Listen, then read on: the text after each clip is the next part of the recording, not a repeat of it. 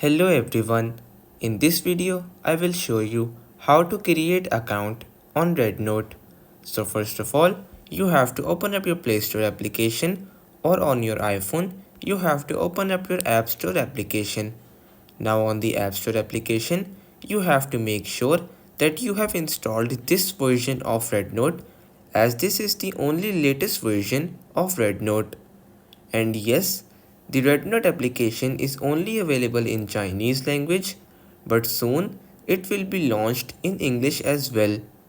So once you have made that sure that your application is up to date and there are no updates available, you have to open up your REDnote application. Once you open your application, you will be redirected to the process to create your account. So first of all, you have to select 4 interests or 4 topics that you wish to view videos on.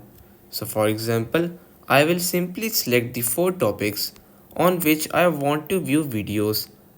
Once you do that, you have to click on confirm. Once you click on confirm, now it will ask you to create your account, or if you already have an account, you will have to log in. So now you simply have to click on login. Once you click on login, it will ask you to log in through your mobile number. You should keep this in mind that this login option is actually the sign up option, but due to the language differences, the translation is considering sign up as login. So if you want to log in through your mobile number, you simply have to select your country code, then enter your mobile number. But for now, I will use the other login methods. As I'm using an iPhone, I can very simply click on the Apple logo and then click on agree and continue. Once I click on agree and continue, another menu will appear in front of me. So I again have to click on continue. Once the verification process is completed, I will be able to create my very own first account in REDnote. Now, this is totally on you whether you want to allow the application to track your activity across other companies.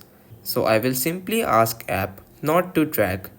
So everyone, now as you can see, I have very easily created my account on REDnote. That's pretty much all for today's video. Consider subscribing to our channel for more informative videos in the future. Until then, stay safe.